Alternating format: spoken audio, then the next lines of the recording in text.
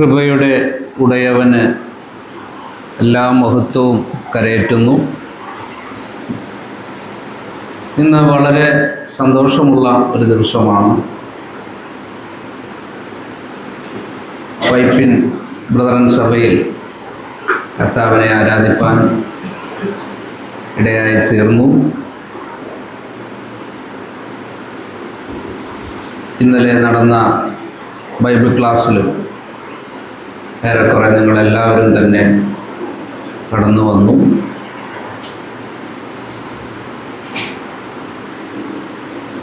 മിക്കവാറും പേർക്ക് എന്നെ അറിയാമെന്ന് വിചാരിക്കുന്നു. അറിയാത്തവർക്ക് വേണ്ടി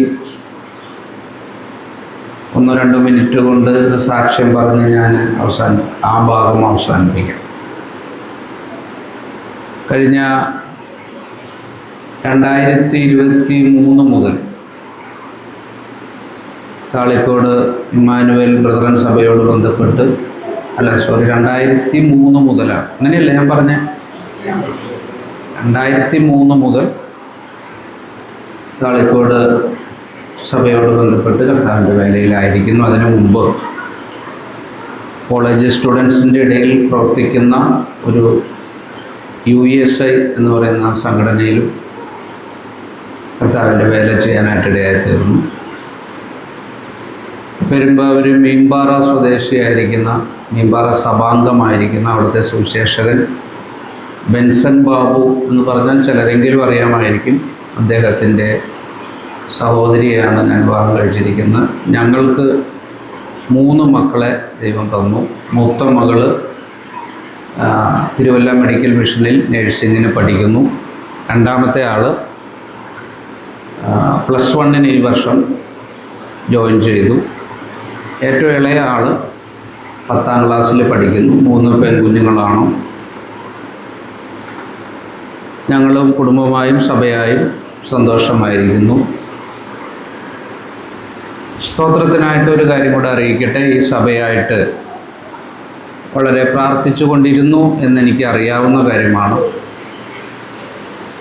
വിൽസൺ ഐസക് എന്ന് പറയുന്ന ഒരു സഹോദരന് വേണ്ടി പ്രാർത്ഥിച്ചു കൊണ്ടിരുന്നല്ലോ, അത് എൻ്റെ ഇളയ സഹോദരനാണ്. ലിവർ ട്രാൻസ്പ്ലാന്റേഷൻ കഴിഞ്ഞ മാർച്ച് 12 കഴിഞ്ഞു. 2 മാസത്തോളം ആസ്പത്രിയിലായിരുന്നു.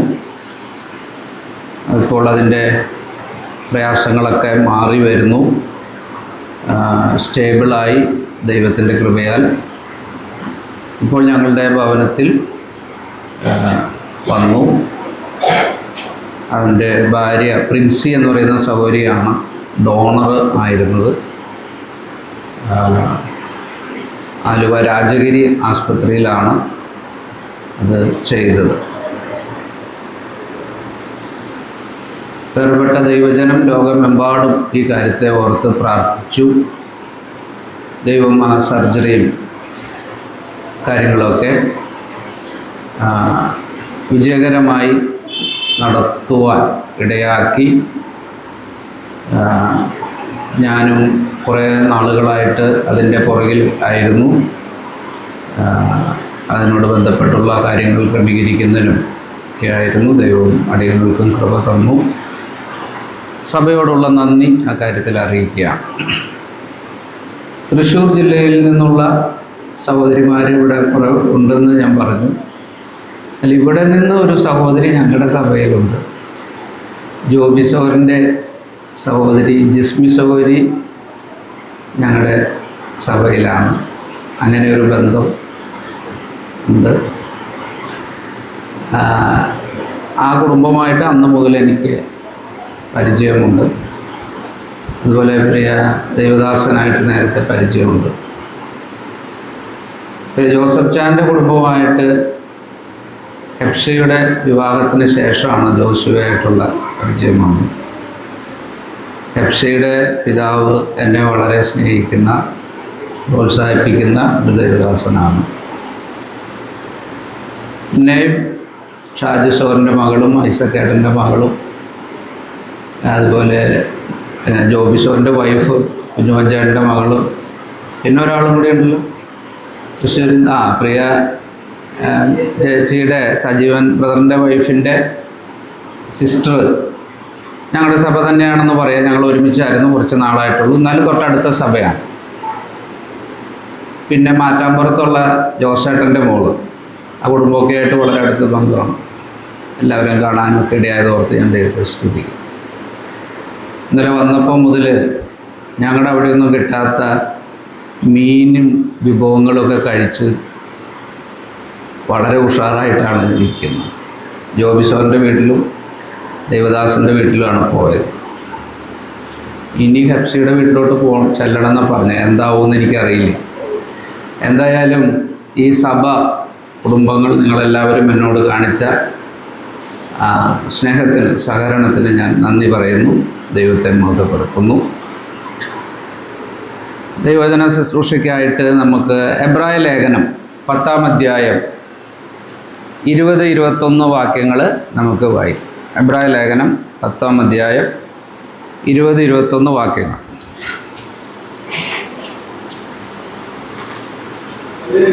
വിശുദ്ധ മന്ദിരത്തിലേക്കുള്ള പ്രവേശനത്തിന് ധൈര്യവും ദേവാലയത്തിന്മേൽ ഒരു മഹാപുരോഹിതനും നമുക്കുണ്ടെന്ന് ഭൂമനസാക്ഷി നീരുമാറി ഹൃദയങ്ങളിൽ പരിക്കപ്പെട്ടവരും ചിത്ര വെള്ളത്താൽ ശരീരം കരുതപ്പെട്ടവരുമായി വിശ്വാസത്തിന്റെ പൂർണ്ണനിഷ്ഠയെ പോലും പരമാർത്ഥ ഹൃദയത്തോടെ അടുത്തു ചെല്ലുക. ദൈവ സഭയിൽ നാം വരുമ്പോൾ, സഭയിലും പുറത്തും, നമ്മുടെ മനസ്സ്, ശ്രദ്ധ, ഇതിനെക്കുറിച്ചാണ് ഇപ്പം ഞാൻ പറയാൻ പോകുന്നത്. സഭയിലായാലും സഭയ്ക്ക് പുറത്തായാലും ഒരു മനുഷ്യനെന്ന് പറയുന്നത് അവൻ്റെ മനസ്സാണ്. ആ മനസ്സിൻ്റെ ശ്രദ്ധയിലൂടെ എന്തും നേടിയെടുക്കാനുള്ള കഴിവ് ദൈവം മനുഷ്യർക്ക് കൊടുത്തിട്ടുണ്ട്. ഇവിടുത്തെ ചെറുപ്പക്കാരെ ഞാൻ പ്രത്യേകം അഭിനന്ദിക്കുക. കല്യാണം കഴിച്ച കുട്ടികളും കഴിക്കാത്ത കുട്ടികളൊക്കെ ഒരുമിച്ചാണ് എന്നുള്ളതാണ്. വളരെ സന്തോഷം.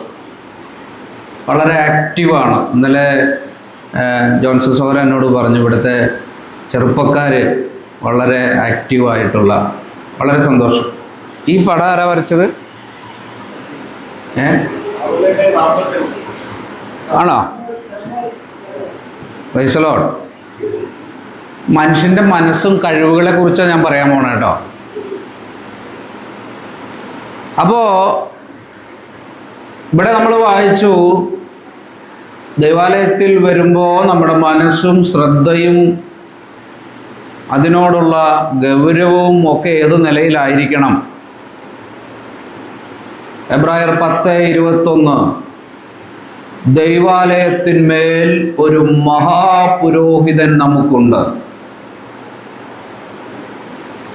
We have a high priest. അതുകൊണ്ട് ഉല്ലാസത്തോടെ വേണം വരാൻ. ചിരിച്ച് സന്തോഷിച്ച് ദൈവവചനം കേൾക്കണം. ഞാൻ ഇന്നലെ ആ കാര്യം തന്നെയാണ് വേറൊരു നിലയിൽ പറഞ്ഞത്.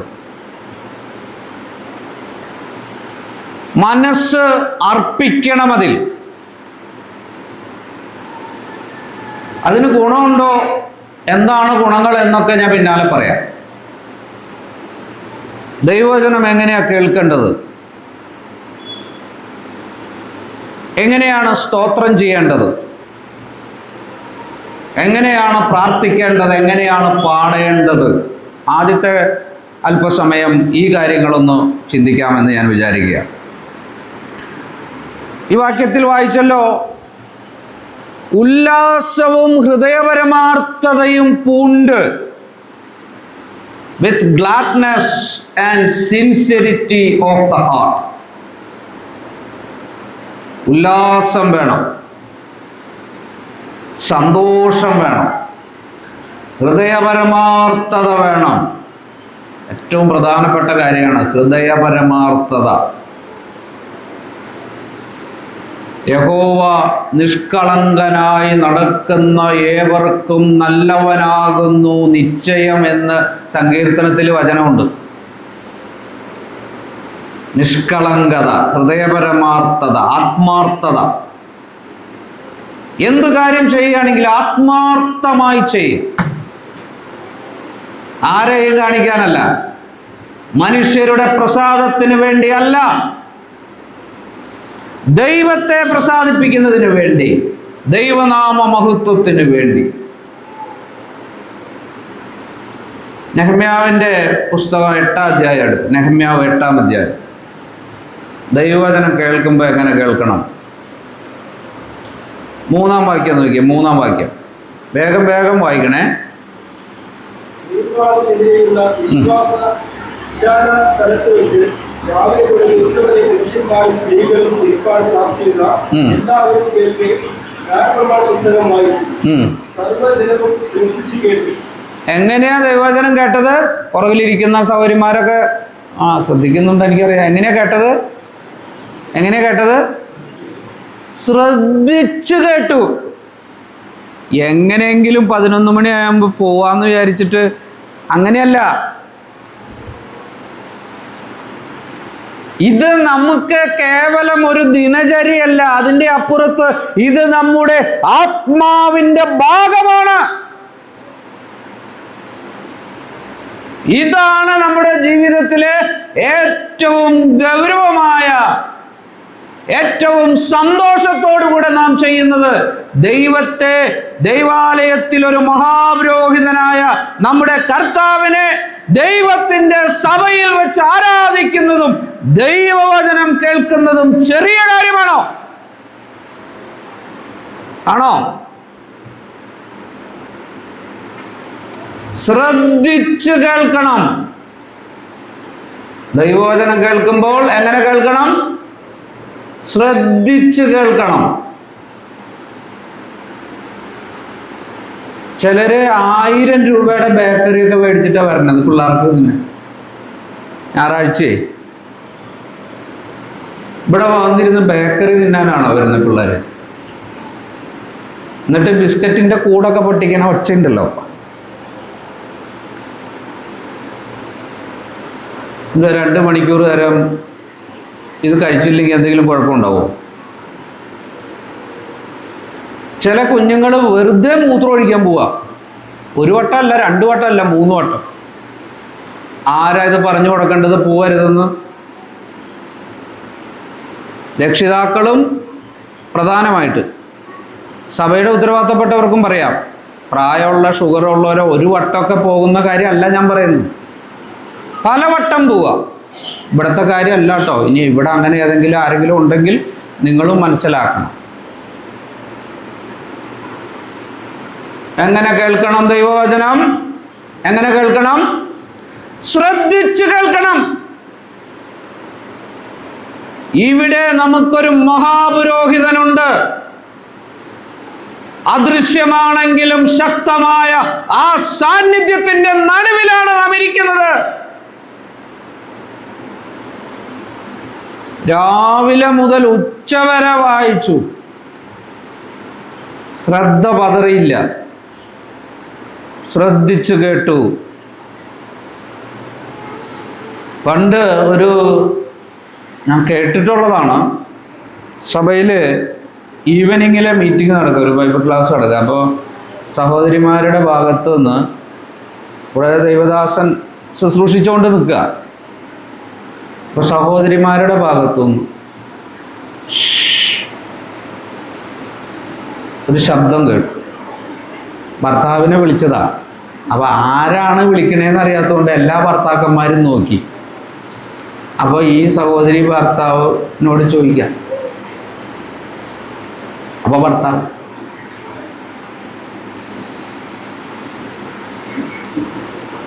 അപ്പോൾ ഭർത്താവിന് മനസ്സിലാവണ്ടേ? മൂന്നാമത്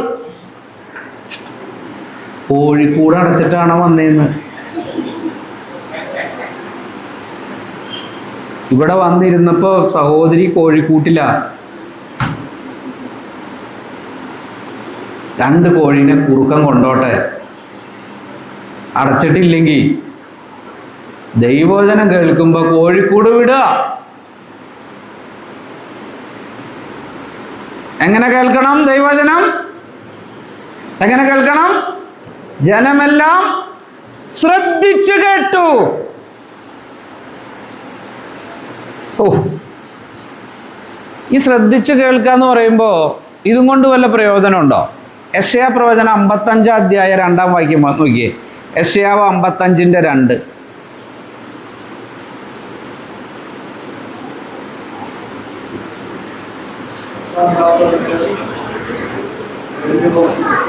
ആ ആ എൻ്റെ വാക്ക് ശ്രദ്ധിച്ച് കേട്ട് നന്മ അനുഭവിപ്പിൻ. അപ്പൊ ശ്രദ്ധിച്ച് കേൾക്കുന്നതിന് നന്മയുണ്ടോ? കേൾക്കുക എന്നുള്ളതിനെ അനുസരിക്കുക എന്നുള്ള അർത്ഥവും കൂടി ഉണ്ട്, ഇല്ലെന്ന് ഞാൻ പറയുന്നില്ല. എന്നാൽ നെഹമ്യാവ് 8 നമ്മൾ വായിച്ച് ശ്രദ്ധിച്ച് കേൾക്കുക എന്ന് പറഞ്ഞാൽ നമ്മുടെ ചെവിയുമായിട്ട് ബന്ധപ്പെട്ട കാര്യമാണ്. അതീവ ശ്രദ്ധയോടുകൂടെ കേൾക്കുന്ന കാര്യമാണ്. നന്മയുണ്ടാവുന്നതാണ് ശ്രദ്ധിച്ച് കേട്ടാൽ. ചിലരെങ്ങനെയാ ദൈവവചനം കേൾക്കണേന്ന് അറിയോ? ഇതിപ്പോൾ ഈ റെക്കോർഡുള്ളത് ഭയങ്കര പ്രശ്നമാണ്. എന്ത് പറഞ്ഞാലും നാളെ ഇത് ആരൊക്കെ കാണുമെന്ന് പറയാൻ പറ്റില്ല. അതുകൊണ്ട് ഞാൻ എങ്ങനെ നോക്കണം. വലിയ വലിയ ദൈവദാസന്മാരാണെങ്കിൽ ഭയങ്കര ശ്രദ്ധയാണ്, ഭയങ്കര. ചെറിയ ചെറിയ ആൾക്കാരാണെങ്കിൽ, അല്ലെങ്കിൽ സഭയിലുള്ള ഒരു സഹോദരനാണെങ്കിൽ ഇതപ്പോ അങ്ങനെ പാടില്ല. ആരായാലും ശരി, പറയുന്നത് ദൈവവചനാണ്, അതിന്റെ വില വേണം എപ്പോഴും. ഒരു ചെറുപ്പക്കാരനാണെങ്കിൽ കൂടെ വായിക്കുന്നതും പറയുന്നതും ദൈവവചനത്തിൽ നിന്നാകയാൽ അവൻ അതിന്റെ ബഹുമാനം കൊടുക്കണം, അവന്റെ വാക്കുകൾക്കും ശ്രദ്ധ കൊടുക്കണം.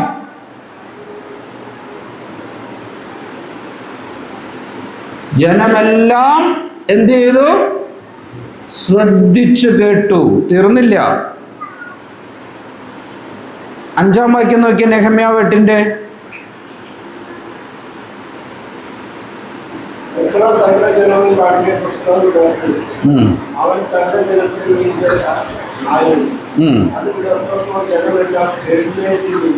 പുസ്തകം വിടർത്തിയപ്പോ, ഈ വചനം ഉണ്ടല്ലോ, ഇത് ദൈവത്തിന്റെ വചനാണ്. ഇത് വിടർത്തിയപ്പോ ജനമെല്ലാം എഴുന്നേറ്റു നിന്നു, ബഹുമാനത്തോടെ ആദരവോടെ. തീർന്നില്ല. പിന്നെ നമ്മൾ വായിക്കുന്നു, അവര് കൈ ഉയർത്തി. പിന്നെ എന്തു പറഞ്ഞു? 6 വാക്യം, ആമേൻ ആമേൻ എന്ന് പറഞ്ഞു. നമ്മൾ ആകപ്പാടെ ആമേൻ പറയുന്നത് ഈ പ്രാർത്ഥിച്ച് അവസാനിപ്പിക്കുമ്പോഴാണ്, സ്തോത്രം ചെയ്ത് അവസാനിപ്പിക്കുമ്പോഴാണ് നമ്മൾ ആകപ്പാടെ ആമേൻ എന്ന് പറയുന്നത്. ദൈവവചനം വിടർത്തി പറയുമ്പോൾ ആമേൻ എന്ന് പറയാറുണ്ടോ? നമ്മുടെ സഹോദര സഭ മറ്റ് പെന്തക്കോസ്തിലൊക്കെ പോയാൽ അവരുടെ പല ഉപദേശങ്ങളോടും നമ്മൾ യോജിക്കുന്നില്ലെങ്കിലും ഇങ്ങനെയൊക്കെയുള്ള പല ഗുണങ്ങൾ അവിടെ കാണാം. നമ്മളിരിക്കുന്ന പോലെ, കല്ലിന് കാറ്റ് പിടിച്ച പോലെ അവരിയ്ക്കില്ല. നമ്മുടെ ദൈവദാസന്മാർ പറയുന്ന പോലെ വചനത്തിൻ്റെ ആഴങ്ങളിലേക്ക് ഇറങ്ങി അവർക്ക് ദൈവവചനം കേൾക്കാറില്ല. അവർ ദൈവവചനം കേൾക്കുന്നത് എന്തെങ്കിലും ഒരു അത്ഭുതമോ എന്തെങ്കിലും ഒരു അടയാളത്തിൻ്റെ കാര്യമോ പറഞ്ഞ് എന്തെങ്കിലും ഒരു ഇതൊക്കെ ആയിരിക്കും ഭൂരിഭാഗവും. എന്നിട്ട് പോലും അവർ ആമേൻ പറഞ്ഞത് സ്വീകരിക്കും. നമുക്ക് ദൈവവചനത്തിൻ്റെ മധ്യത്തിൽ ദൈവവചനം ശക്തമായും വ്യക്തമായും പറയാനുള്ള അടിത്തറയുണ്ട്. അത് പറയാനുള്ള സഹോദരന്മാരുണ്ട്. കാലാകാലങ്ങളിലായി ദൈവവചനം നമ്മൾ ആ നിലയിൽ പഠിക്കുകയാണ്. എന്നിട്ട് പോലും ദൈവവചനം കേൾക്കുമ്പോൾ ഒന്ന് ആമേൻ എന്ന് പറയാൻ, ഒന്ന് സ്തോത്രം ചെയ്യാൻ, ഒന്ന് കൈ ഉയർത്തി ഒരു ഹല്ലേലൂയ പറയാൻ നമുക്ക് സാധിക്കുന്നില്ല. എന്തേ പറ്റാത്തത്?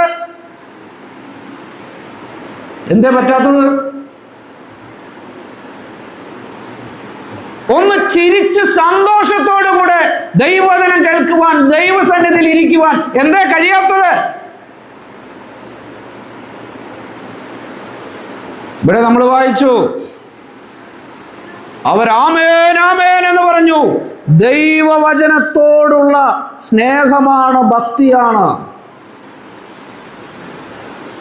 അവർക്ക് ഉല്ലാസം ഉണ്ടായിരുന്നു, ഉല്ലാസം. അപ്പോസ്തലർ പ്രവൃത്തി 2-ാം അധ്യായം അവിടുത്തെ പാരഗ്രാഫിൽ, അവസാന പാരഗ്രാഫിൽ നമ്മൾ 1-ാം നൂറ്റാണ്ടിലെ ദൈവജനം എങ്ങനെയാ കൂടി വന്നിരുന്നതെന്ന് വായിക്കുന്നുണ്ട്. അപ്പോസ്തലർ പ്രവൃത്തി 2-ാം അധ്യായം ഒന്ന് എടുക്കാമോ?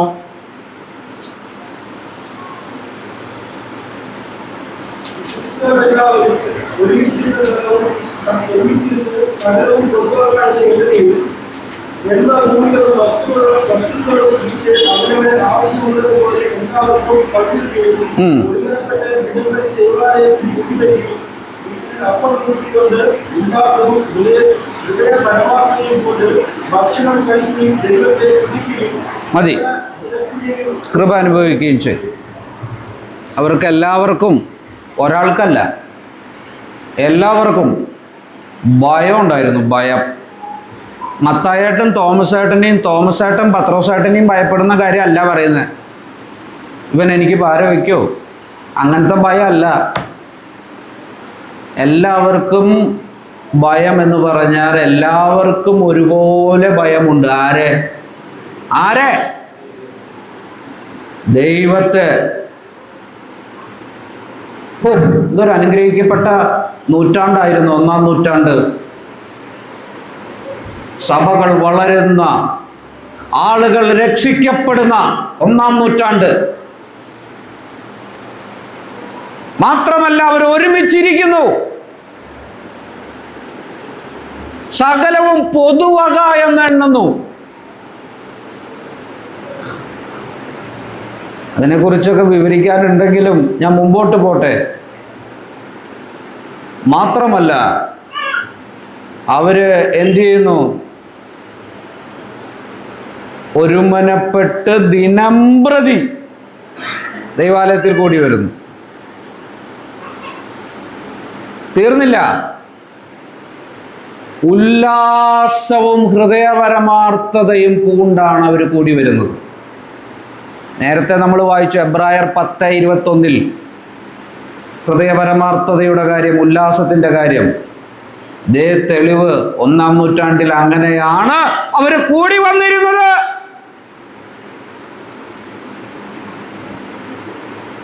എപ്പോ? 1-ാം നൂറ്റാണ്ടിൽ. എപ്പോ? സ്തേഫാനോസിനെ കൊന്ന സമയത്ത്. എപ്പോ? യാക്കോബിനെ കൊന്ന സമയത്ത്. എപ്പോ? പത്രോസിനെ കാരാഗൃഹത്തിലിട്ട സമയത്ത്. എപ്പോ? പൗലോസിനെ കാരാഗൃഹത്തിലിട്ട സമയത്ത്. സഭ പീഡിപ്പിക്കപ്പെടുന്ന സമയത്ത് അവർക്ക് സന്തോഷമായിരുന്നു, ഉല്ലാസം ഉണ്ടായിരുന്നു. കാരണം അവരുടെ സന്തോഷം പീഡിപ്പിക്കപ്പെടുമ്പോൾ, അടികൊള്ളുമ്പോൾ പോകുന്ന സന്തോഷമല്ല. അവരുടെ സന്തോഷം ഉള്ളിലുള്ള സന്തോഷമായിരുന്നു.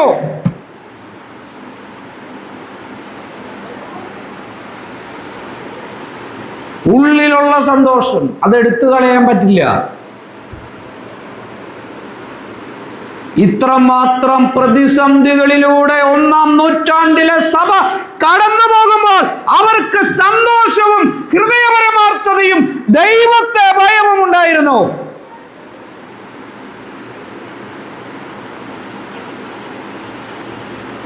ഇതാണ് സന്തോഷം.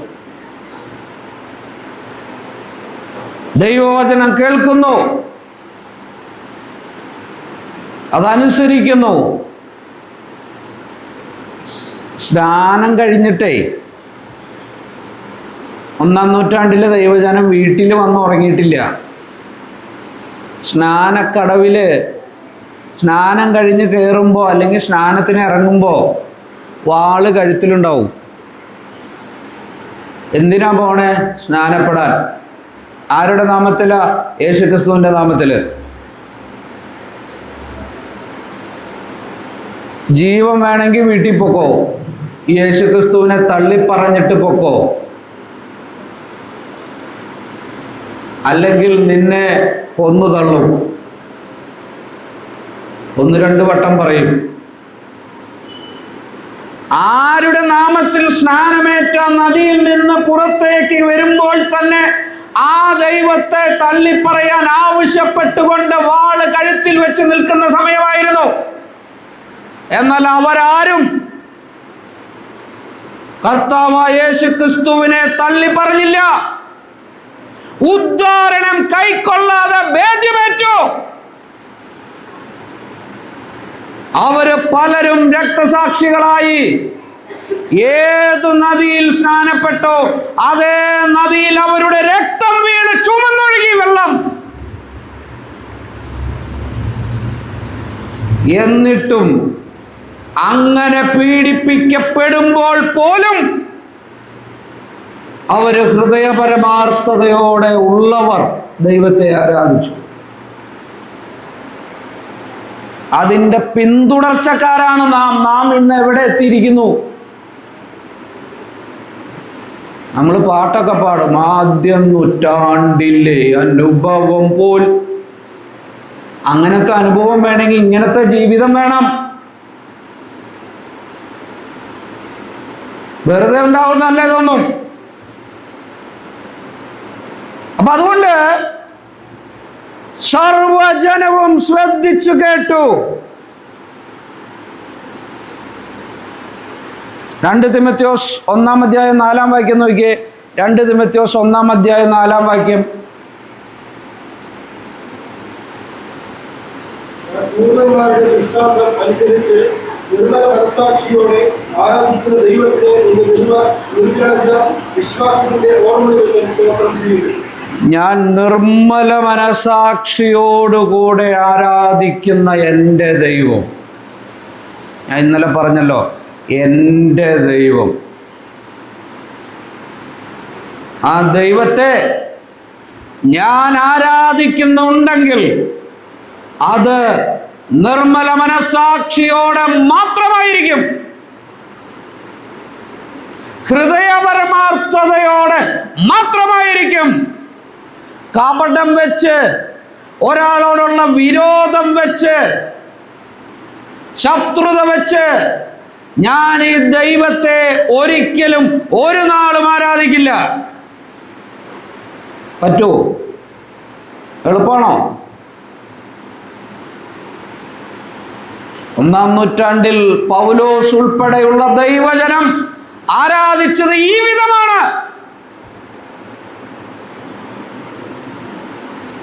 അവർ ഒരുമിച്ചിരുന്നു.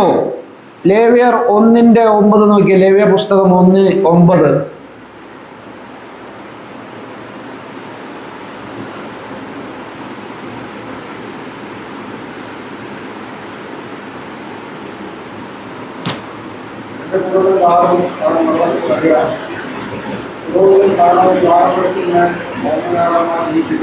അവിടെ നമ്മൾ വായിക്കുന്നുണ്ട്, കുടലും കാലും യാഗർപ്പിക്കണം. കുടലും കാലും. അതിൽ നിന്നൊരു സത്യം പറഞ്ഞിട്ട് ഞാൻ മുമ്പോട്ട് പോട്ടെ. കാല് ബാഹ്യമായ ജീവിതവും കുടല് ആന്തരിക ശുദ്ധിയുമാണ്.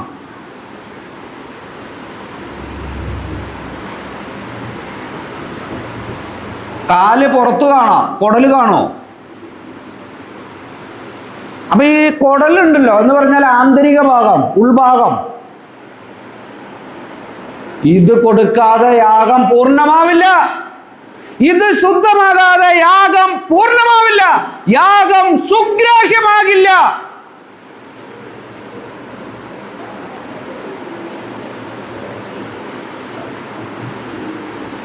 ബാഹ്യമായതും ആന്തരികവുമായിട്ടുള്ള കാര്യം. ആന്തരികമായത് മനുഷ്യർക്ക് ചിലപ്പോൾ കാണാൻ പറ്റില്ല, ഉള്ളിലുള്ളത്. യഹോവയുടെ കണ്ണ് എല്ലായിടവുമുണ്ട്. നമ്മുടെ ഹൃദയങ്ങളെ, നാഡീമിടിപ്പുകളെ, ഹൃദയത്തിന്റെ സ്പന്ദനങ്ങളെ പോലും അറിയുന്നവനാണ് സർവശക്തനായ നമ്മുടെ കർത്താവ്. ശിഷ്യന്മാരുടെ ഉള്ളിൽ, അപ്പോസ്തലന്മാരുടെ ഉള്ളിൽ ഒരു തർക്കം ഉണ്ടായിരുന്നു. പുറത്തൊന്നും പറഞ്ഞില്ല. ഭയങ്കര തർക്കമാണ്, ഉള്ളിലാണ് തർക്കം. ആരാണ് വലിയവൻ? ആരാണ് വലിയവൻ?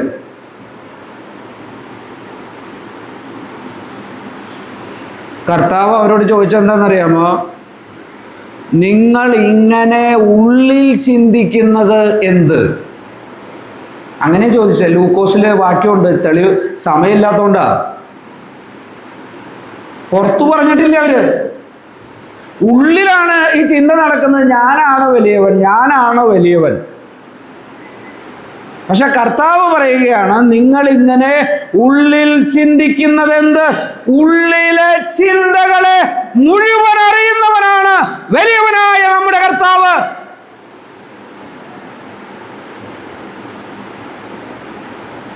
സദൃശ്യം 22:11 നോക്കിയേ. 22:11.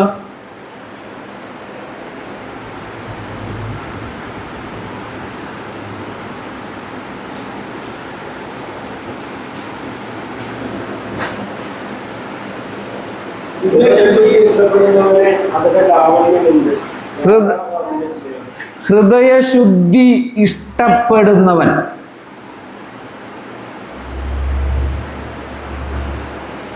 ഇത് നമുക്ക് ഇഷ്ടമാവണം, ഹൃദയശുദ്ധി വേണം. ഇരമ്യാവ് 30-ാം അധ്യായം 9-ാം വാക്യം നോക്കി, 19-ാം വാക്യം. ഇരമ്യാവ് 30:19. ഇരമ്യാവ് 30:19.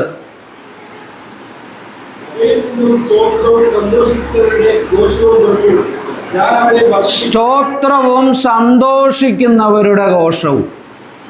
അപ്പൊ ഈ സ്തോത്രം എന്ന് പറയുന്നത് എന്താ? ഞാൻ സന്തോഷത്തോടെ സ്തോത്രം ചെയ്യുന്നു എന്ന് ഫിലിപ്പി ലേഖനത്തിലും മറ്റു ലേഖനങ്ങളിലും പൗലോസ് എഴുതിയിട്ടുണ്ട്. അപ്പൊ സ്തോത്രം ചെയ്യേണ്ടത് എങ്ങനെയാ? അത് ആരുടെ ശബ്ദ? ഇവിടെ വായിച്ചില്ലേ? സന്തോഷിക്കുന്നവരുടെ ഘോഷമാണ്. ഇത് പറയാതിരിക്കുമ്പോൾ സന്തോഷത്തിൻ്റെ കുറവാണ് അവിടെ കാണുന്നത്.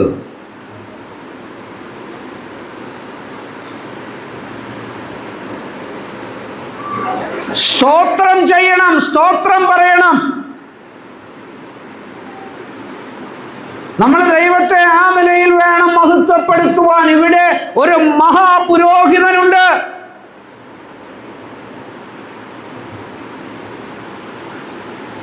ഒന്ന് രാജാക്കന്മാർ 9-ാം അധ്യായം 4-ാം വാക്യം നോക്കിയേ.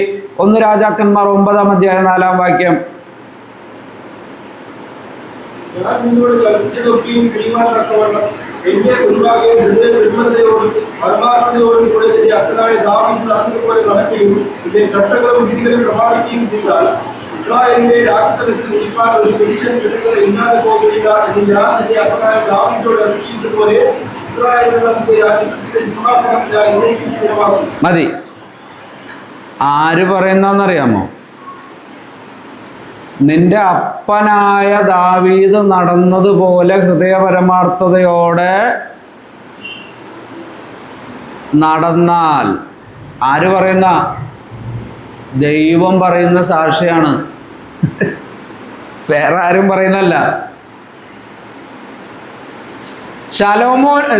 ഇയ്യോബിനെ കുറിച്ച് ഒരു സാക്ഷ്യം പറഞ്ഞു. ആരാ പറഞ്ഞ? അവനെ പോലെ നിഷ്കളങ്കനും നേരുള്ളവനും ദോഷം വിട്ടകലുന്നവനും ഭൂമിയിൽ വേറെ ആരുമില്ലാന്ന് ആരാ പറഞ്ഞേ?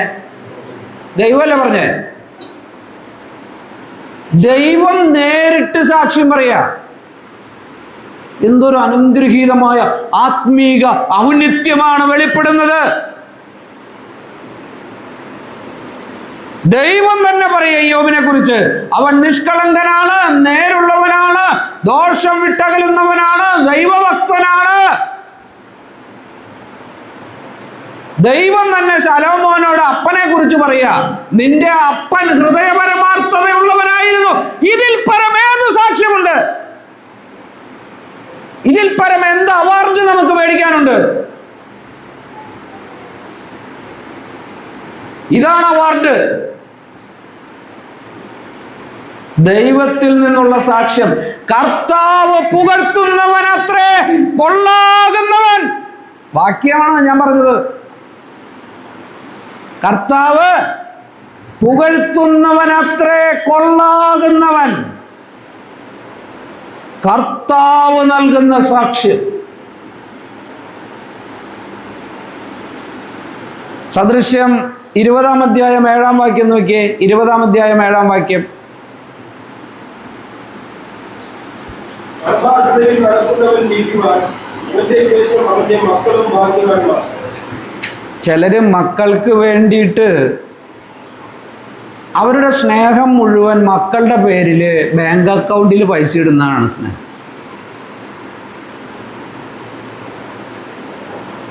അല്ലെങ്കിൽ മക്കൾക്ക് വേണ്ടി സമ്പത്ത് കുറെ ഉണ്ടാക്കി വെക്കാനാണ് ആളുകളുടെ ആഗ്രഹം. കുഴപ്പമൊന്നുമില്ല, മക്കൾക്ക് ഛർദ്ദിച്ച് വെച്ചോളം ദൈവവചനം പറഞ്ഞിട്ടുണ്ട്, പാകത്തിന് ആവശ്യത്തിന്. പക്ഷെ മക്കളെ പണ്ട് ആളുകൾ പറയും, ഞാൻ വളരെ ബുദ്ധിമുട്ടി ജീവിച്ചതാ, എൻ്റെ മക്കൾ അതൊന്നും അറിയരുത്. അറിയാണ്ടിരുന്നുള്ള പ്രശ്നം വേറെയുണ്ട്. നമ്മളൊക്കെ ചിന്തിക്കുന്നത് എന്താ, എൻ്റെ മക്കൾ ഒരു ബുദ്ധിമുട്ടും അറിയരുത്. ഇപ്പം ഇവർക്ക് ആർക്കെങ്കിലും ഭക്ഷണത്തിൻ്റെ ക്ഷാമം പറഞ്ഞാൽ ഇവർക്കറിയോ? വിശപ്പ് എന്താണെന്ന് ഇവർക്കറിയോ? ഒരു കുഴിമന്തിയും അൽഫാമും ഒക്കെ ഇങ്ങനെ കട കിടക്കല്ലേ, സ്വിഗ്ഗിയും മറ്റേ കമ്പനിക്കാരൊക്കെ ഇങ്ങനെ ഫോൺ ചെയ്ത് അപ്പോൾ ഇവിടെ എത്തല്ലേ. നമ്മുടെ പിള്ളേരുടെ കാര്യം, ഞാൻ ഇവരുടെ കാര്യം അല്ലാട്ടോ പറയാം, ഇപ്പോഴത്തെ ചെറുപ്പക്കാരുടെ കാര്യമാണ്. വിശപ്പറിയോ? അറിയില്ല. 2 ലക്ഷം രൂപയുടെ ബൈക്ക് വേണമെന്ന് പറഞ്ഞാൽ അപ്പം കിട്ടിക്കൊള്ളണം, അല്ലെങ്കിൽ അപ്പനെ ആക്രമിക്കും, അല്ലെങ്കിൽ ഇവൻ ആത്മഹത്യ ചെയ്യും. ആര്? ഈ പയ്യൻ. മേടിച്ചു കൊടുത്താലും മരിക്കും, കൊടുത്തില്ലെങ്കിലും മരിക്കും. മേടിച്ചു കൊടുത്താൽ ഈ വണ്ടി ഇടിച്ചു മരിക്കും. എന്താ സ്ഥിതി? എത്ര കേസുകളാണ് നമ്മൾ കാണുന്നത്? ആവശ്യത്തിന് മക്കൾ കുറച്ച് ബുദ്ധിമുട്ടൊക്കെ അറിയണം. അറിഞ്ഞില്ലെങ്കിൽ അവർക്ക് ഇതൊന്നും മനസ്സിലാവില്ല. ഏറ്റവും വലിയ സമ്പാദ്യം ഇപ്പൊ നമ്മൾ വായിച്ചില്ലേ, എന്താ? പരമാർത്ഥിക്ക് അവന്റെ ശേഷം അവന്റെ മക്കൾക്കും ഭാഗ്യം ഉണ്ടാവും. ദൈവസന്നിധിയിൽ ഹൃദയപരമാർത്ഥതയോടുകൂടെ ജീവിച്ചാൽ അതാണ് മക്കൾക്കുള്ള ഏറ്റവും വലിയ സമ്പത്ത്. അതിൻ്റെ പേരിൽ നിന്റെ മക്കളെ ദൈവം ഓർക്കും. അതാണ് ദാവീദിനോട് പറഞ്ഞത്, ദാവീദിനെ കുറിച്ച് മകനോട് പറഞ്ഞത്, നിന്റെ അപ്പനുണ്ടല്ലോ അതിന്റെ നന്മയാ ശലോമോനെ നിനക്കുള്ളത്.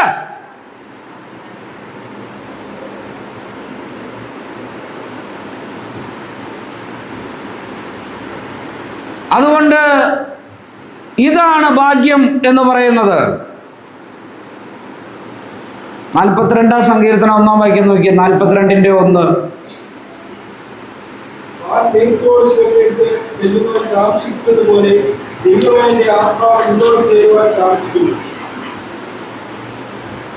പിന്നെ നമ്മൾ വായിക്കുന്നുണ്ട് ആ വാഞ്ച,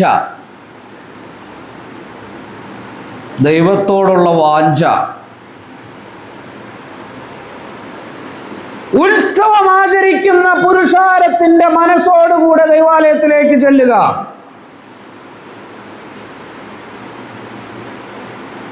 ദൈവവചനം വായിക്കുമ്പോൾ എങ്ങനെ വായിക്കണം?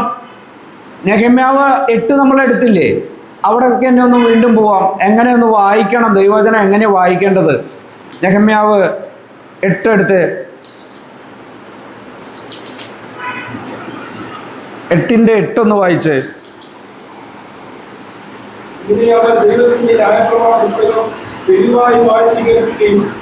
എങ്ങനെ വായിച്ചു കേട്ടു? എങ്ങനെ വായിച്ചു കേട്ടു? തെളിവായി വായിച്ചു. തെളിവായി വായിക്കണമെങ്കിൽ ആദ്യത്തെ തവണ വായിച്ചാൽ പറ്റില്ല, പെട്ടെന്ന് പറ്റില്ല. തെളിവായിട്ട് ഇത് വായിക്കണമെങ്കിൽ അതുമേ അഭ്യാസം ചെയ്യണം. അതാണ് തിമത്യോസിനോട് പൗലോസ് പറഞ്ഞേ, നീ വായനയിൽ ഉറച്ചിരിക്ക. ഓർക്കുണ്ടോ വാക്യം? ഉണ്ടോ? അങ്ങനെ വാക്യമുണ്ടോ? ദൈവവചന വായനയിൽ ഉറച്ചിരിക്ക. ഇവിടെ ക്യുസിന്റെ കാര്യമൊക്കെ പറഞ്ഞു കേട്ടു, വളരെ സന്തോഷം. ഉറച്ചിരിക്കുക, അതിൽ ഉറച്ചിരിക്കുക, ഇത് വായിച്ചോണ്ടിരിക്കുക. 2 ആഴ്ചയായിട്ട് റേഷൻ കാർഡ് തപ്പിയിട്ട് കാണാനില്ല ഒരു വിശ്വാസിയുടെ വീട്ടിൽ. എല്ലാ അലമാരിയും ലോകത്തിലുള്ള സ്ഥലം മുഴുവൻ നോക്കിയിട്ടും റേഷൻ കാർഡ് കാണാനില്ല. അവസാനം ഭാര്യ പറഞ്ഞു, നിങ്ങൾ ആ ബൈബിളിലൊന്നും നോക്കി നോക്കാൻ. അപ്പം നോക്കിയപ്പോൾ ബൈബിളിൽ ഇരിപ്പുണ്ട്. 2 ആഴ്ചയായിട്ട് ബൈബിള് തുറന്നിട്ടില്ല.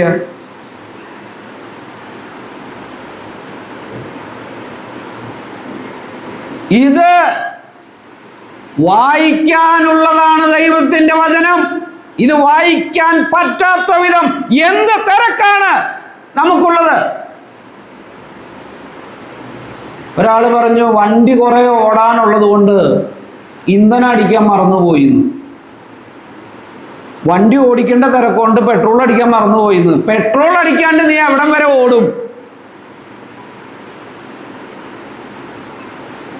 ഇന്ധനമില്ലാതെ എങ്ങോട്ട് ഓടും? എവിടം വരെ ഓടും? ദൈവവചനത്തിന്റെ ആലോചനയില്ലാതെ എത്ര മുമ്പോട്ട് പോകും?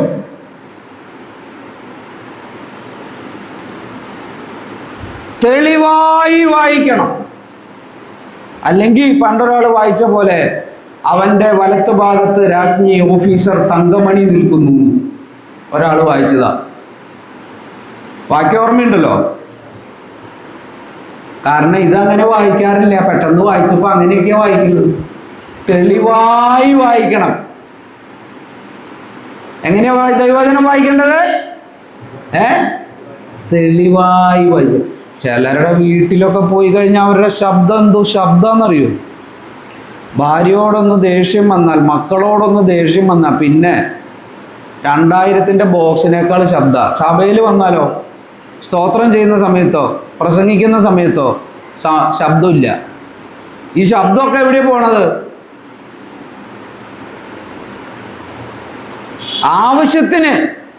ആവശ്യത്തിനുള്ള ശബ്ദം എടുത്തൂടെ? ഇവിടെ ഇത്രയും പേര് ഇരിക്കുന്നുണ്ട്, അവരെല്ലാവരും കേൾക്കണമെന്നുള്ള ആഗ്രഹത്തിൽ സംസാരിക്കണ്ടേ?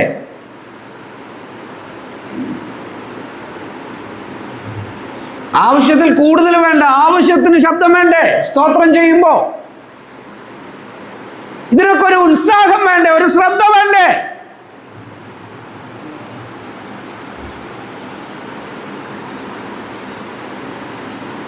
യെശയ്യാവ് 58:4 വായിച്ചേ. യെശയ്യാവ് 58:4.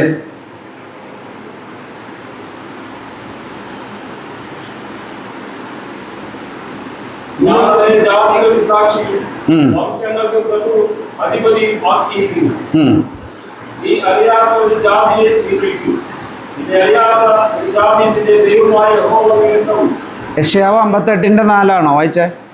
യെശയ്യാവ്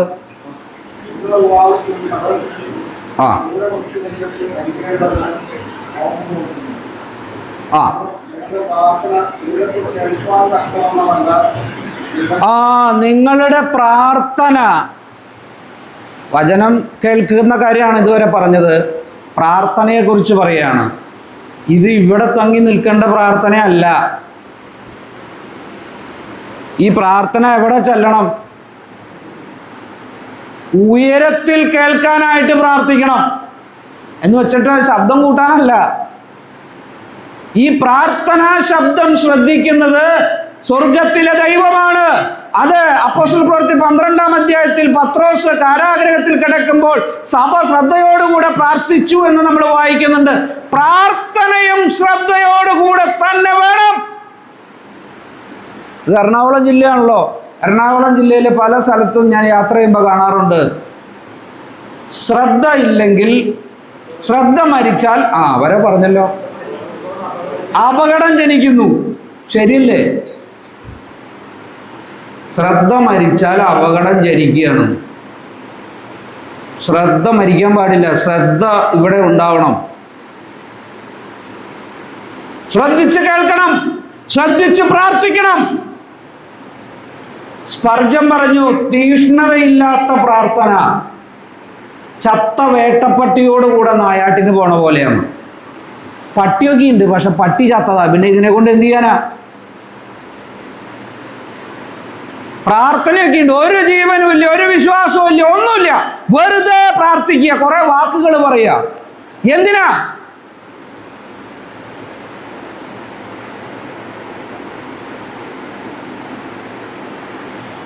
പ്രാർത്ഥന ഉയരത്തിൽ കേൾക്കാൻ തക്കവണ്ണം പ്രാർത്ഥിക്കണം.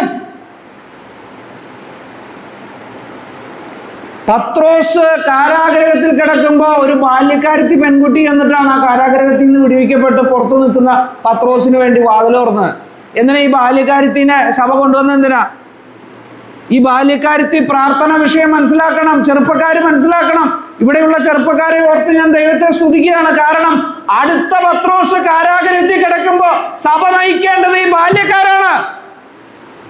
അടുത്ത 10, 20, 25 കൊല്ലം കഴിയുമ്പോൾ സഭ നേരിടുന്ന പ്രതിസന്ധിയിൽ അതിനെ നയിക്കേണ്ടത്, ദൈവദാസന്മാർക്കെതിരെയുള്ള പ്രയാസങ്ങൾ വരുമ്പോൾ അതിനെ നേരിടുന്നതിന് വേണ്ടി പ്രാർത്ഥിക്കേണ്ടത് ഇപ്പോഴത്തെ ചെറുപ്പക്കാരാണ്, ബാല്യക്കാരാണ്. അതിന്റെ ട്രെയിനിങ് ആണത്.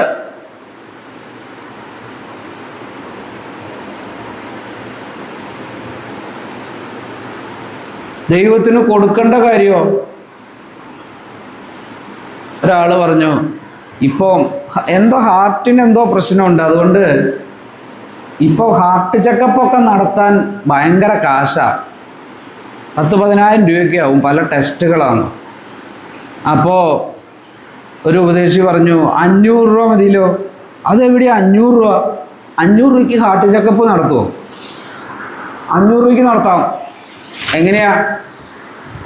നിങ്ങൾ അടുത്ത ഞായറാഴ്ച ചർച്ചിൽ പോകുമ്പോൾ സ്തോത്ര കാഴ്ച സഞ്ചി വരില്ലേ, ഒരു 500ൻ്റെ നോട്ട് ഇട്, എന്നിട്ട് 2-3 മിനിറ്റ് വെയിറ്റ് ചെയ്യും. എന്നിട്ട് നിങ്ങൾക്ക് ഒരു കുഴപ്പവും പറ്റിയില്ലെങ്കിൽ നിങ്ങളുടെ ഹാർട്ടിനും ഒരു കുഴപ്പമുണ്ടാവില്ല. മനസ്സിലായോ? ദൈവത്തിന് കൊടുക്കേണ്ട കാര്യം എങ്ങനെ കൊടുക്കണം? അതിനനുസരിച്ച് ദൈവം നമുക്ക് തരിക. എൻ്റെ 3ാമത്തെ മകളും പെൺകുട്ടിയാണെന്ന് അറിഞ്ഞപ്പോൾ ഞാൻ എൻ്റെ ഭാര്യ വീട് പെരുമ്പാവൂർ, ഞാൻ വൈഫിൻ്റെ പ്രസവമൊക്കെ കഴിഞ്ഞ് കുറച്ച് ദിവസം കഴിഞ്ഞ് എൻ്റെ വീട്ടിൽ ചെല്ലും. അപ്പോൾ വീടിൻ്റെ അടുത്തുള്ള നമ്മുടെ ഒരു ഒരു അമ്മച്ചി, സഭയിലുള്ള അമ്മച്ചി അറിഞ്ഞിട്ടുണ്ടായിരുന്നില്ല വൈഫ് പ്രസവിച്ചു. മോനെ ബ്ലസ്സി പ്രസവിച്ചോ? എന്തു കുട്ടിയാ? പെൺകുട്ടി. ഇതും പെണ്ണാണോ? 3ാമത്തെ അമ്മച്ചിയുടെ വിചാരം ഇതും ഇനിയിപ്പോൾ എങ്ങനെ അപ്പോൾ ഇതിനെയൊക്കെ പഠിപ്പിച്ച് കല്യാണം കഴിച്ചു വിടേണ്ട കാര്യം അമ്മച്ചി ജനിച്ചപ്പോൾ തന്നെ ചിന്തിക്കുക. ദൈവം സഹായിച്ച് അവളിപ്പോൾ 10ാം ക്ലാസ്സിലാണ് പഠിക്കുന്നത്. ഞാൻ പറഞ്ഞത് ദൈവം വിശ്വസ്തനാണ്. ദൈവത്തെ മാനിച്ചാൽ ദൈവം മാനിക്കും. ഇത് വാക്തത്വമാണ്, കെട്ടുകഥയല്ല, കിഴവിക്കഥയല്ല. ദൈവവചനമാണ് പറയുന്നത്. ജീവനുള്ള ദൈവത്തിന്റെ വചനമാണ് പറയുന്നത്. നമ്മുടെ കർത്താവ് വിശ്വസ്തനാണ്.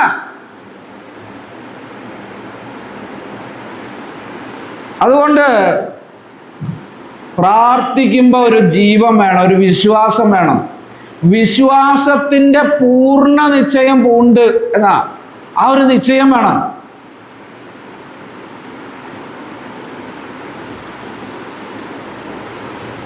അല്ലെങ്കിൽ പിന്നെ എന്താ? പുറപ്പാട് പുസ്തകം 15-ാം അധ്യായം 1-ാം വാക്യം നോക്കിയേ. പുറപ്പാട് 15-ന്റെ 1.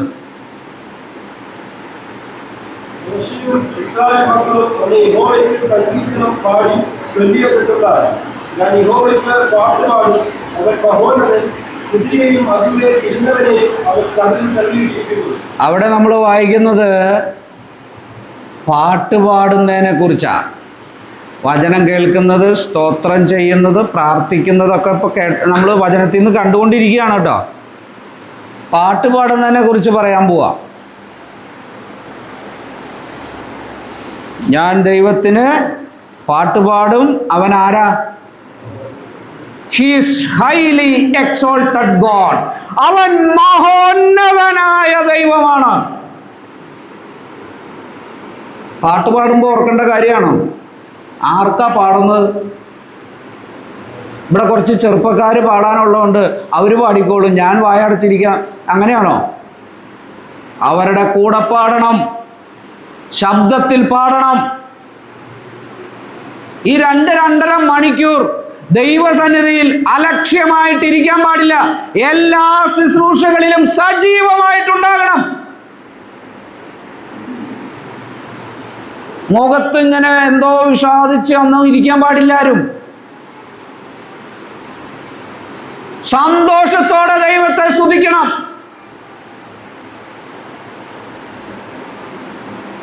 വീട്ടിൽ ചെല്ലുമ്പോൾ ചിലപ്പോൾ കഴിക്കാൻ ഭക്ഷണം ഉണ്ടാവില്ല. ഇന്നത്തെ കാലത്ത് അങ്ങനത്തെ അവസ്ഥയൊന്നും നമുക്ക് ആർക്കും ഇല്ലല്ലോ. അല്ലെങ്കിൽ വേറെ പല പ്രശ്നങ്ങൾ ജീവിതത്തിൽ ഉണ്ടാകും. എല്ലാവർക്കും ഉണ്ടല്ലോ, ആർക്കാ ഇല്ലാത്തത്? ഇതൊക്കെ ഉള്ളപ്പോൾ തന്നെ എന്ത് ചെയ്യണം? സന്തോഷത്തോടു കൂടെ ദൈവത്തെ, അവൻ മഹോന്നതനായ ദൈവമാണ്. കൊലോസ്യ ലേഖനം 3-ാം അധ്യായം 16 വായിക്കുന്ന നോക്കിയേ. കൊലോസ്യർ 3:16.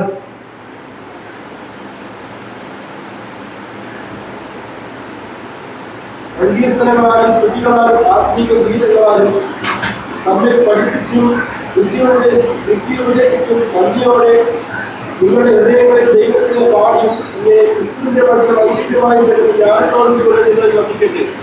നന്ദിയോടെ പാടണം.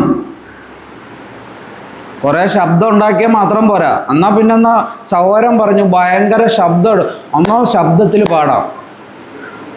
പാടണം. പക്ഷേ ശബ്ദത്തിൽ പാടുമ്പോഴും ഹൃദയത്തിൽ നന്ദി നിറഞ്ഞ് പാടണം. ഇത് ടേപ്പ് റെക്കോർഡർ അല്ല, മനുഷ്യന്റെ ഹൃദയമാണ്.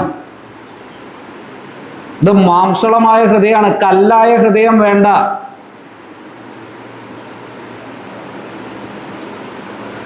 ദൈവം നടത്തിയ വിധങ്ങളെ ഓർത്ത്, ദൈവം നൽകുന്ന നന്മകളെ ഓർത്ത്, ഒന്നും വേണ്ട, നമ്മെ രക്ഷിച്ചില്ലേ, ബാക്കിയൊക്കെ പോട്ടെ, രക്ഷിക്കപ്പെടാൻ ദൈവം ഭാഗ്യം തന്നില്ലേ, നിത്യജീവൻ തന്നില്ലേ, അതിലെല്ലാം ഉണ്ടല്ലോ. സന്തോഷവും പ്രത്യാശയും എല്ലാം അതിലുണ്ടല്ലോ.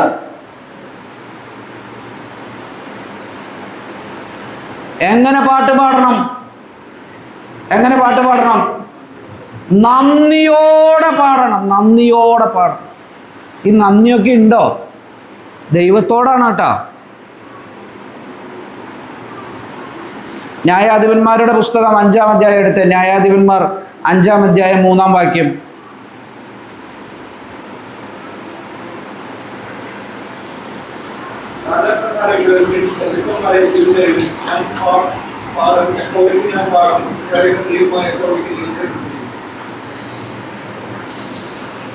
ഞാൻ പാടും. I will Singh. അവൻ പാടുണ്ടോ ഇവൻ പാടുണ്ടോ എന്നുള്ളത് എൻ്റെ വിഷയമല്ല.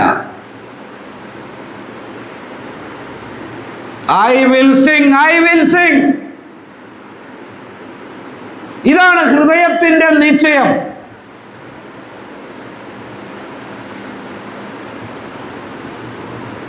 ഇന്ന് വീട്ടിൽ പോകുമ്പോൾ ഐ വിൽ സിംഗ് എന്നുള്ള തീരുമാനമെടുത്തിട്ട് നമുക്ക് പോകാം.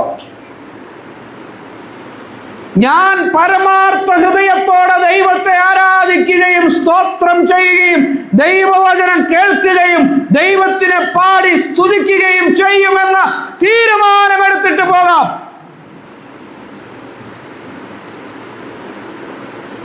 അത് ദെബോര എന്ന് പറഞ്ഞ സഹോദരിയാണ് കേട്ടോ ഈ തീരുമാനം എടുത്തത്. ദെബോരയും ഒരു സഹോദരനും കൂടെ ഉണ്ട്. സഹോദരിമാരും സഹോദരന്മാരും എടുക്കുന്ന തീരുമാന.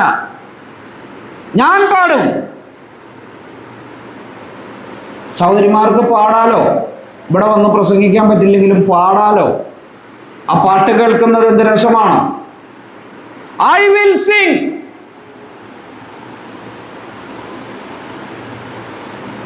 ശ്രദ്ധിച്ച് കേൾക്കാം.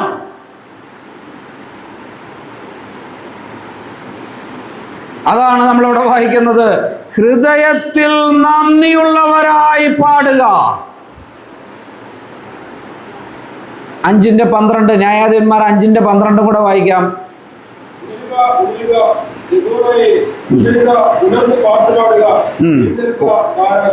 ഉണർന്ന് പാട്ട് പാടുക. എഴുന്നേൽക്ക. ചടഞ്ഞ് കൂടിയുള്ള പരിപാടി വേണ്ട.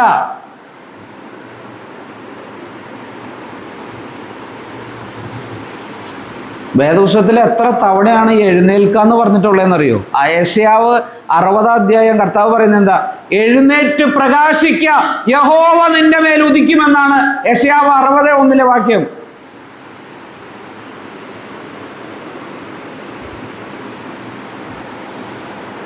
അവിടെ നമ്മൾ വായിക്കുന്നത് ഉണരുക ഉണരുക ദെബോരയെ. ദെബോരയോട് തന്നെയാണ് പറയുന്നത്, മറ്റുള്ളവരോടല്ല പറയുന്നത്. നമ്മൾ സ്വയം ഉണരണം, മറ്റുള്ളവരെ ഉണർത്താൻ നിൽക്കരുത്. ഈ ഊഞ്ഞാല് വിശ്വാസികളെ കുറിച്ച് ചെറിയാൻ സാറ് പറഞ്ഞിട്ടുണ്ട്. അത് അങ്ങോട്ട് തള്ളിയാൽ കുറച്ച് നേരം അങ്ങോട്ടും ഇങ്ങോട്ടും ഓടും, പിന്നെ കുറച്ച് കഴിയുമ്പോൾ നിൽക്കും, പിന്നെയും ഒന്ന് തള്ളി കൊടുക്കണം, പിന്നെ കുറച്ച് കഴിയുമ്പോൾ നിൽക്കും, വീണ്ടും തള്ളി കൊടുക്കണം. എന്നും തള്ളി കൊടുത്താലാണ് ഈ ഊഞ്ഞാലാടുള്ളൂ. ഇങ്ങനെയുള്ള വിശ്വാസികളുണ്ട്, ഊഞ്ഞാല് വിശ്വാസികൾ. എന്നും തള്ളി കൊടുക്കണം. ഉണരുക ഉണരുക ദെബോരയെ, നീ തന്നെ ഉണരണം. ദെബോരോട് തന്നെ പറയാ, നിന്റെ മനസ്സ് ക്ഷീണിച്ചു പോകരുത്. സ്വയം ശക്തിപ്പെടുകയാണ്. നമ്മുടെ മനസ്സ് ക്ഷീണിക്കുമല്ലോ, മടുത്തു പോകും, നിരാശ വരും, വിഷമങ്ങൾ വരും. പിശാച് തക്കം പാർത്തിരിക്കുകയാണ്. നമ്മളോട് തന്നെ പറയണം. എന്ത് പറയണം? ഉണരുക ഉണരുക ദെബോരയെ, ഉണർന്ന് നീ പാട്ട് പാടുക, ഉണർന്ന് നീ ക്രിസ്തീയ ജീവിതം നയിക്കുക, ഉണർന്ന് നീ ദൈവവചനം കേൾക്കുക.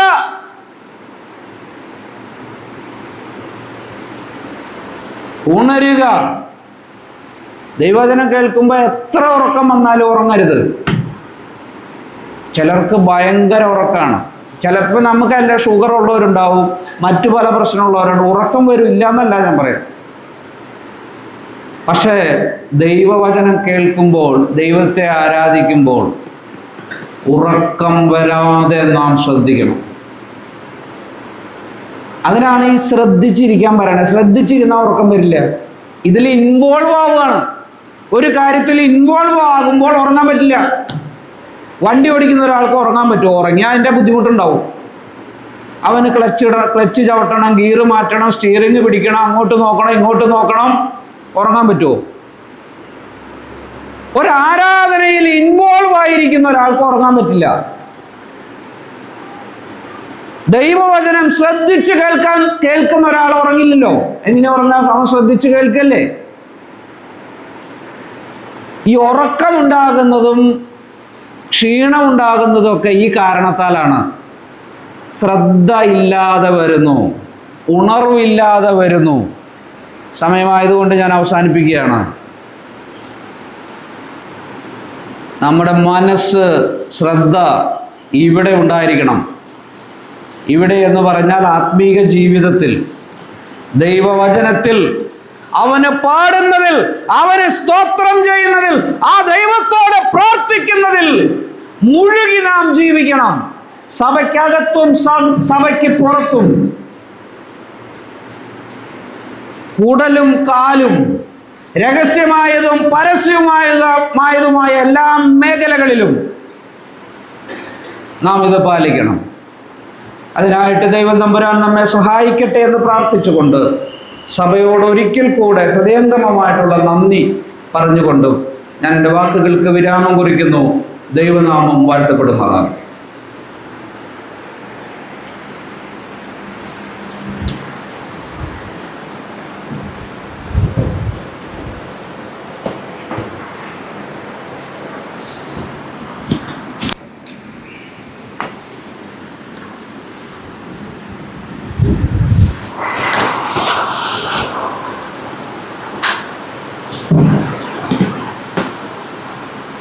പ്രാർത്ഥിക്കുന്നതിന് മുമ്പ് ദേവദാസനോടുള്ള നന്ദി ഒരു വാക്കിൽ അറിയണമെന്ന് സഭ നമ്മെ ഏൽപ്പിച്ചിട്ടുണ്ട്. അതുകൊണ്ട് ഇന്നലെയും ഇന്നും ദൈവത്തിൻ്റെ വചനം ശുശ്രൂഷിപ്പാൻ ദൈവം തൻ്റെ ദാസനെടുത്ത് ഉപയോഗിച്ചു. താൻ അവിടെ ആയിരുന്നപ്പോഴും തൻ്റെ സ്റ്റേറ്റ്മെന്റ് നമ്മൾ കേട്ട് വളരെ സ്നേഹത്തിലായിരുന്നു, താല്പര്യത്തിലായിരുന്നു എന്ന് കേൾക്കാനിടയായി. എല്ലാവർക്കും ചെയ്ത സകല ഉപകാരത്തിനും ദേവദാസനും നമ്മളോട് നന്ദി പറയാനിടയായിരുന്നു. നമ്മളും ആ നിലയിൽ നന്ദിയുടെ വാക്കുകൾ തന്നെ അറിയിക്കുകയാണ്. സഭയായിട്ട് ക്ഷണിക്കുകയും ആ നിലയിൽ കടന്നു വരികയും ദൈവവചനം ശുശ്രൂഷിക്കുകയും ചെയ്തതിനുള്ള നന്ദി സഭയുടെ പേരിൽ ഞാൻ ദൈവദാസനെ അറിയിക്കുകയാണ്. നമുക്ക് പ്രാർത്ഥനക്കായിട്ട് തരണമാണ്.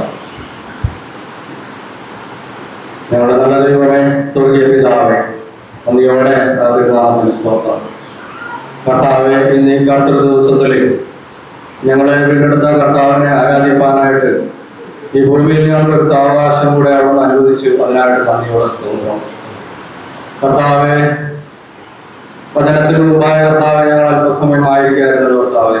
തന്റെ ദാസനിലൂടെ അവിടെ നിന്ന് ഞങ്ങളെ കേൾപ്പിച്ച ആ ആലോചനക്കായിട്ട് നന്ദിയോടെ സ്തോത്രം ചെയ്തു കർത്താവെ. ഞങ്ങൾ അവിടുത്തെ ദൈവസഭയുടെ മുമ്പാകെയും ദൈവവചനത്തിന്റെ മുമ്പാകെയും ഞങ്ങളുടെ മനോഭാവം എങ്ങനെ ആയിരിക്കണം എന്ന് ഒരിക്കലൂടെ കർത്താവെ ഞങ്ങൾക്ക് ചിന്തിപ്പാൻ അവരവസരം അവിടെ നിന്ന് നൽകിയല്ലോ നന്ദിയോടെ സ്തോത്രം.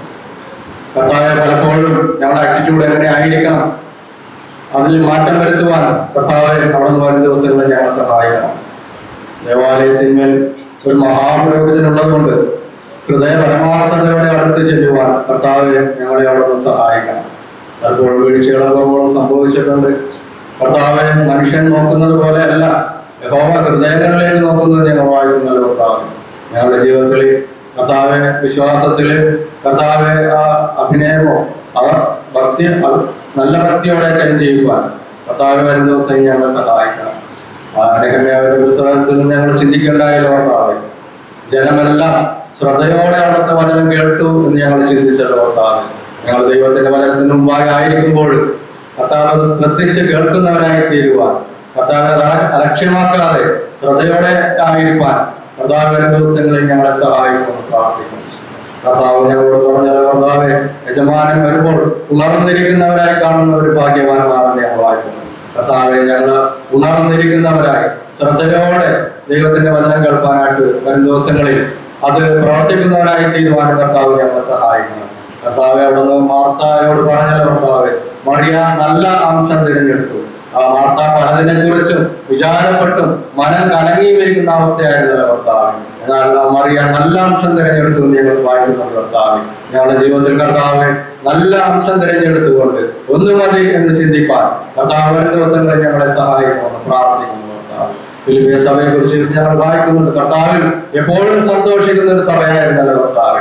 കർത്താവ് ഞങ്ങളുടെ കഷ്ടതയിലും കർത്താവ് ഞങ്ങൾ സന്തോഷിക്കുന്ന അനുഭവത്തിലേക്ക് വരുവാൻ വരും ദിവസങ്ങളിൽ കർത്താവ് ഞങ്ങളെ സഹായിക്കുന്നുണ്ട്. അവിടുത്തെ ദാസനെടുത്ത വചനത്തിനായിട്ട് നന്ദിയോടെ സ്തോത്രം. ഞങ്ങളെ തന്നെ ശോധന ചെയ്യുവാൻ കർത്താവ് ദൈവത്തിന് മുമ്പായി കടന്നു വരുമ്പോൾ നഗ്നവും മറന്നുമായിട്ട് കിടക്കുന്നത് നിങ്ങൾ വായിക്കുന്നു കർത്താവ്.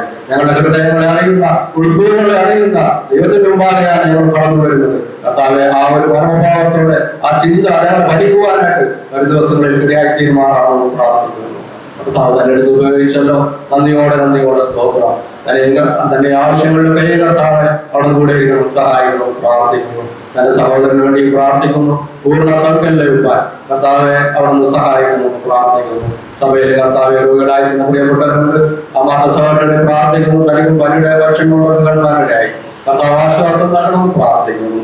മേരിയുടെ മാതാവിന് വേണ്ടി പ്രാർത്ഥിക്കുന്നു. അല്ലാത്തൊരു അവസ്ഥയിലൂടെ കടന്നു പോകും കർത്താവ്. അവർ നിസ്സഹായരാണ് കർത്താവെ. അവിടെ നിന്ന് അവരെ സഹായിക്കണം എന്ന് ഞങ്ങൾ പ്രാർത്ഥിക്കുന്നു കർത്താവ്. ജോലിച്ചേട്ടനെയും പ്രാർത്ഥിക്കുന്നു കർത്താവ്. കൃപ കൊടുക്കണമേ. ഓരോ ദിവസവും കടന്നു പോകുവാൻ ദൈവം കൃപ നൽകി സഹായിക്കണമെന്ന് പ്രാർത്ഥിക്കുന്നു. അടിയങ്ങൾക്ക് നൽകി തന്ന ഈ കൂട്ടായ്മയ്ക്കും ഈ ഒരു അവസരത്തിനും ദൈവത്തോട് ഞങ്ങൾ നന്ദി പറയുന്നു കർത്താവ്. ഞങ്ങളുടെ സകല പ്രാർത്ഥന വ്യാജനയും കർത്താവിനെടുക്കുവാനുമായ യേശു ക്രിസ്തുവിന്റെ അതിമുഖത്തുള്ള നാമത്തിൽ അപേക്ഷിക്കുന്നു.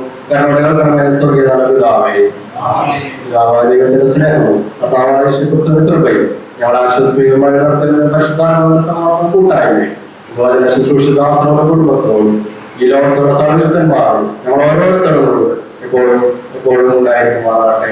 ആമേൻ.